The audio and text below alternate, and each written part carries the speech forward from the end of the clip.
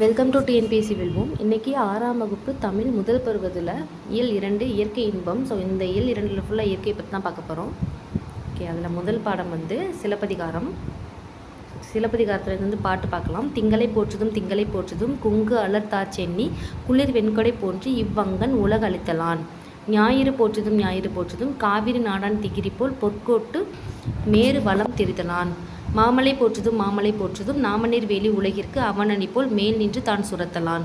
இந்த பாடலை எழுதியவர் வந்து இளங்கோவடிகள். ஸோ இந்த பாடலை வந்து நம்ம கண்டிப்பாக ரீட் பண்ணிக்கலாம், இல்லாட்டி மனப்பாடம் பண்ணிக்கலாம். ஸோ மனப்பாடம் பண்ணால் ஓகே, ரீட் பண்ணால் கண்டிப்பாக ஒரு 4-5 டைம்ஸ் வந்து மைண்டில் இருக்கிற மாதிரி ரீட் பண்ணிக்கணும். இந்த 3 பாடல்களுக்கான பொருள் பார்க்கலாம். மாநிலா போற்றுவோம் மாநிலா போற்றுவோம் மாலை அணிந்த சோழரின் குளிர்ந்த வெண்குடை போல அருளை வழங்கும் மாநிலா போற்றுவோம் மாநிலா போற்றுவோம். கதிரவன் போற்றுவோம் கதிரவன் போற்றுவோம் காவிரி நாடன் சோழரின் ஆணை சக்கரம் போலவே இமயத்தை வலம் வரும் கதிரவனை போற்றுவோம் கதிரவனை போற்றுவோம். வான்மலை போற்றுவோம் வான்மலை போற்றுவோம் கடல் சூழ் உலகுக்கு அருளை பொழியும் மன்னனை போல முகில்வழி சுரக்கும் மான்மலை போற்றுவோம் மான்மலை போற்றுவோம்.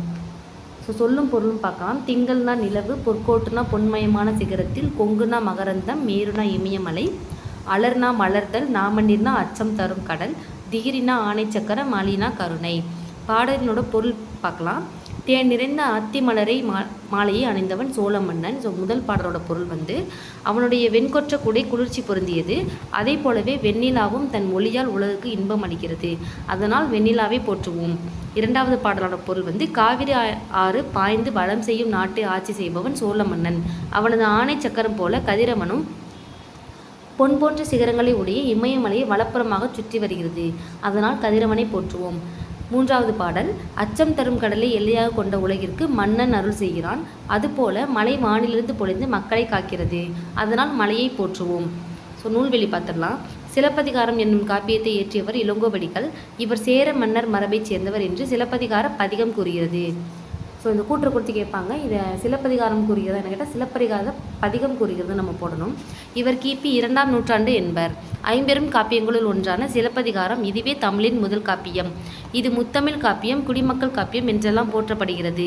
சிலப்பதிகாரமும் மணிமேகலையும் இரட்டை காப்பியங்கள் என்று அழைக்கப்படுகின்றன. திங்கள் ஞாயிறு மலை என இயற்கையை வாழ்த்துவதாக இந்நூல் தொடங்குகிறது. அவ்வாழ்த்து பகுதி நமக்கு பாடப்பகுதியாக தரப்பட்டுள்ளது. ஸோ இந்த பாடலை கொடுத்து இது வந்து சிலப்பதிகாரத்தில் வந்து எந்த பாடல்னு கேட்பாங்க, வாழ்த்து பகுதி.